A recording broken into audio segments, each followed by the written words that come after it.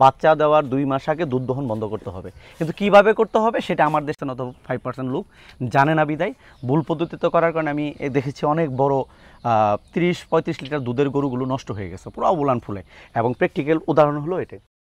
প্রিয় খামারিবৃন্দ, ডক্টর সুজন ভেটকার পক্ষ থেকে স্বাগতম। আজকে একটা বিশেষ একটা বিষয় আমাদের সামনে আসছে, যেটা প্রত্যেক খামারিরই জানা উচিত, ডেইরি খামারিদের। এবং বাংলাদেশে প্রচুর পরিমাণ গরু নষ্ট হয় যে বেসিক কিছু ভুলের জন্য।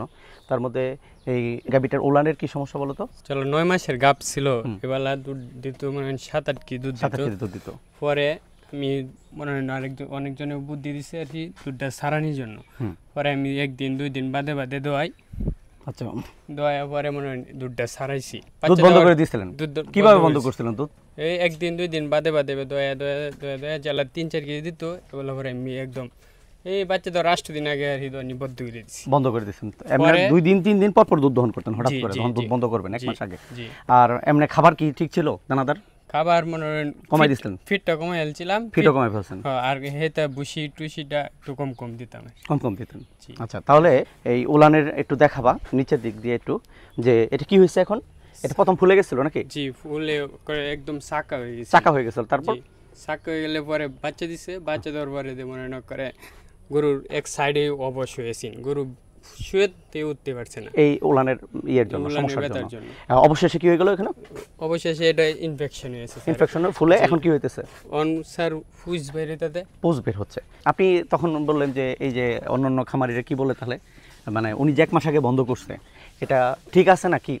অন্যান্য খামারিরা ঠিক না, এখন আমরা যা বুঝতেছি ঠিক নাই। গরু যতদিন গাভী দুধ দিবে এতদিন দুধ দোয়ানো উচিত। আচ্ছা, আর বন্ধ করলে ওই ম্যাক্সিমাম এই রোগটা সমস্যা বন্ধ করলে দুধ জমা রইয়া মানে এই রোগের সৃষ্টি হয়। তার মানে যতদিন দুধ ততদিন দুধ দহন করে যেতে হবে। দহন করতে হবে। তাহলে প্রতি বছরে একবার করে বাচ্চা দিবে।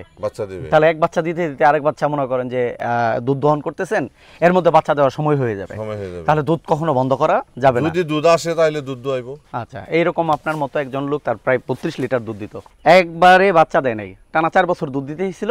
সে কি করছে, ওই 30-32 28 লিটার করে দুধ তখন কি করতো, দহন করতো। চিকিৎসা করতে নিয়ে গেছে, সেই গরু আর বাঁচাইতে পারি নাই। টানা 4 বছর যখন দুধ দহন করছে, এই গরুর মধ্যে আরও কোনো কিছু আছে? একটা দুধ দহনের একটা পিরিয়ড আছে, 300 দিন দুধ দহন করা যাবে না, 280 দিন এরকম। তাহলে এই যে বন্ধ, আপনাদের মধ্যে একটা ধারণা। আজকে একটা বিষয় নিয়ে একটু কথা যদি বলি, এই যে দুধ দহন করার যে পাত্র, এটার স্পেশাল একটা পদ্ধতি আছে, যেটা হলো রিসার্চ অ্যান্ড ডেভেলপমেন্ট যে ফার্মগুলো সেগুলো থেকে। এবং আমি অনেক জায়গায় সেই জিনিসগুলোর এক্সপেরিমেন্ট চালিয়েছিলাম এবং খামারিদের রিভিউ নিয়েছিলাম। এই যে গরুগুলোর ড্রাই পিরিয়ড মেনটেন করা অত্যন্ত জরুরি। তার মানে দুধের মেশিন হলো এটাকে যদি আমি রেস্টিং একটা সময় না দেই, তাহলে পুনরায় কাজ করতে পারবে। আমরা সারাদিন কাজ করছি, রাতে 11টার সময় হোটেলে ঢুকছি, এই যে রেস্ট নিয়ে এই যে বের হয়েছি, সারাদিন কাজ করতে পারবো। আর রাতে যদি না ঘুমাইতাম, কাজ করতে পারতাম না। তাহলে এরও তো রেস্ট দরকার আছে। এত হলো যে টিস্যুর ক্ষতি টতি হয় ভিতরে, সেটাকে রিপেয়ার হয়ে স্বাভাবিক অবস্থায় আসার জন্য একটা সময় দরকার আছে না? সময় দরকার আছে। তাহলে এই সময়টাই হলো ড্রাই পিরিয়ড মেনটেন করার ব্যাপারটা। 2 মাস, বাচ্চা দেওয়ার 2 মাস আগে দুধ দহন বন্ধ করতে হবে। কিন্তু কিভাবে করতে হবে সেটা আমার দেশের 99.99% অথবা 5% লোক জানে না বিদায় ভুল পদ্ধতিতে করার কারণে আমি দেখেছি অনেক বড় 30-35 লিটার দুধের গরুগুলো নষ্ট হয়ে গেছে পুরো উলান ফুলে। এবং প্র্যাকটিক্যাল উদাহরণ হলো এটাই। দুধ দহনের এই বন্ধ করার যদি আমি একটা প্র্যাকটিক্যাল একটাই বলি, এই যে মনে করেন এই গরুটার যে পানি দেন, যতটুকু পানি দেন, সাপোজ এই গরুটার এটা দিয়ে আপনি 9 বালতি পানি দেন, কিন্তু উদাহরণস্বরূপ বললাম 3 বালতি পানি দেন। এটা সাধারণত সে 3 বালতি পানি খায়। আপনি কি করবেন, যেদিন থেকে দুধ দহন বন্ধ করবেন সেদিন 2 বালতি পানি দিবেন, 1 বালতি পানি কি কম বাদ। তারপরে দ্বিতীয় দিন গিয়ে কি করবেন, আরেক বালতি পানি বাদ। তাহলে কয় বালতি পানি পেলো? 1 বালতি, শুধু 1 বালতি পানি পেলো, 3 ভাগের 1 ভাগ পানি পেলো। তৃতীয় দিন গিয়ে কোনো পানি আর তার সামনে যাবে না, পানি শূন্য।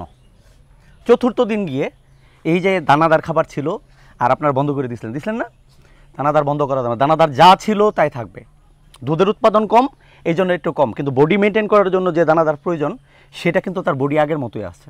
এই জন্য বডির সাইজে দানাদার খাবারটুকু দিবেন।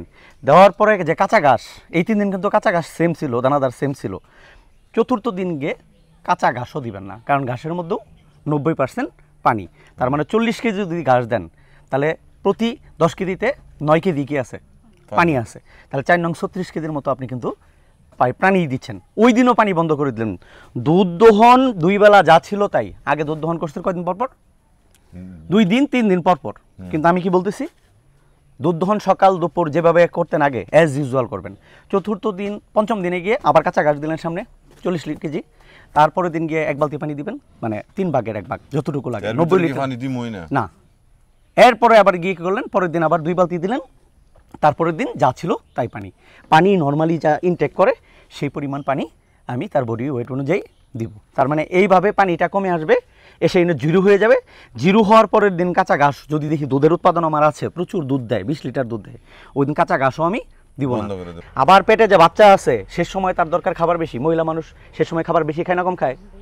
বেশি খায়। তাহলে আপনার গরুরে কী করেন, উল্টা কমায় দিচ্ছেন। এটা কি জুলুম হচ্ছে নাকি ভালো কাজ হচ্ছে?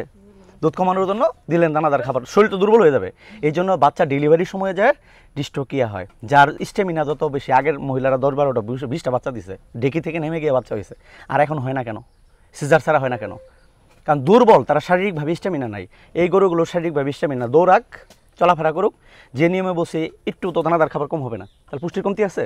কাঁচা ঘাস খাবার ঘাড় কোনো কিছুই কমতি নাই, কিন্তু দুধের কিন্তু এই থেরাপিটা আমাদের খামারি ভাইরা একদম জানে না।